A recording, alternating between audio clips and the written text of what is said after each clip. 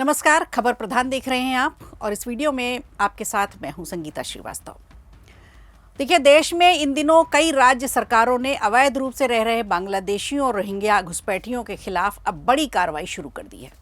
CJI Suryakant की तल्ख टिप्पणियां थी और उसके बाद तो जैसे सरकारों ने अपने हाथ ही खोल दिए, जिनमें सबसे तेज गति से काम किया है उत्तर प्रदेश के fire brand CM Yogi Adityanath ने। देखा जाए तो रोहिंग्या और बांग्लादेशी शरणार्थियों को लेकर देश में एक बार बहस फिर तेज हो गई है और इस बार तो न्यायिक व्यवस्था मैदान में उतर आई है। जजों में लटरवार छिड़ गया है। अब ये क्या हुआ है, चलिए इसे समझते हैं। दरअसल सुप्रीम कोर्ट के चीफ जस्टिस सूर्यकांत की एक टिप्पणी से शुरू हुआ ये पूरा विवाद अब और गहराता जा रहा है। जहां कुछ रिटायर्ड जज, कुछ कानूनी विशेषज्ञों ने उनकी बातों पर सवाल उठाए, तो वहीं अब 44 रिटायर्ड जज ऐसे हैं जो खुलकर सीजेआई के समर्थन में सामने आ गए हैं। आज के इस वीडियो में हम यही समझेंगे कि चीफ जस्टिस की टिप्पणी आखिर क्या थी, उसमें विवाद ऐसा क्या था और रिटायर्ड जजों ने आखिर क्यों मोर्चा खोल दिया। तो आखिर चिट्ठी में ऐसा क्या कहा गया। सुप्रीम कोर्ट में एक लेखिका हैं और मानवाधिकार कार्यकर्ता हैं डॉक्टर रीता मनचंदा, जिनकी याचिका पर सुनवाई चल रही थी। याचिका में आरोप था कि भारत में रह रहे रोहिंग्या शरणार्थियों को हिरासत में लिया जा रहा है और वो गायब हो रहे हैं। ये चर्चा लगातार चलती रही, लेकिन एक बार मैं फिर आपको दोहरा देती हूँ, क्योंकि हो सकता है कुछ हमारे दर्शक ऐसे हैं जिनके सामने से ये खबर ना गई हो। तो दरअसल हुआ क्या था कि सुनवाई के दौरान, इसी चर्चा में सुनवाई के दौरान चीफ जस्टिस सूर्यकांत ने एक तल्ख सवाल पूछ लिया था। उन्होंने पूछा था कि रोहिंग्याओं को शरणार्थी का दर्जा आखिर किसने दिया।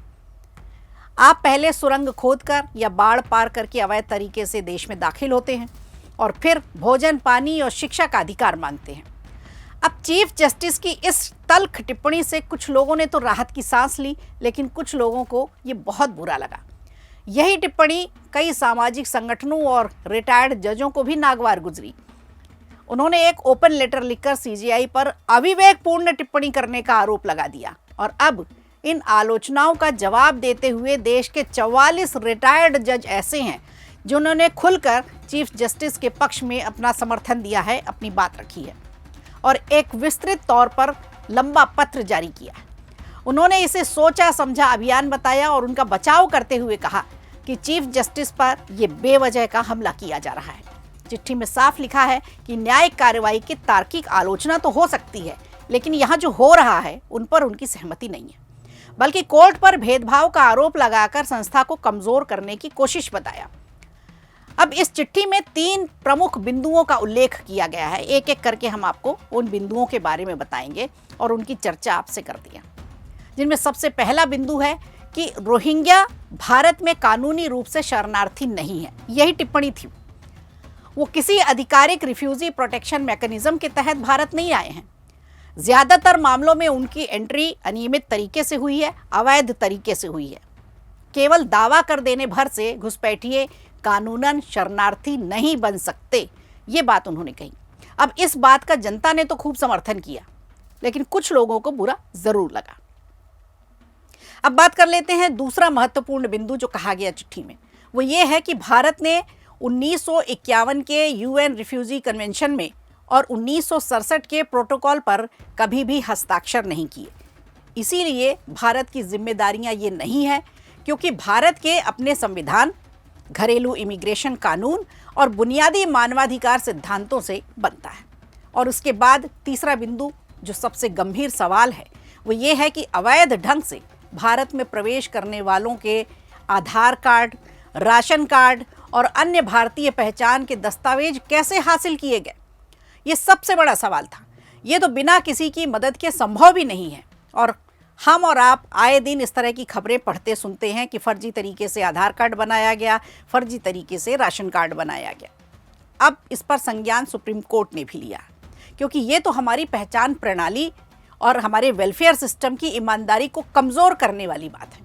विश्वासघात है ये देश के साथ, देश के लोगों के साथ। डॉक्यूमेंट फ्रॉड बनाए जा रहे हैं, ये संगठित नेटवर्क की मिली भगत है, इस बात की ये पुष्टि करता है।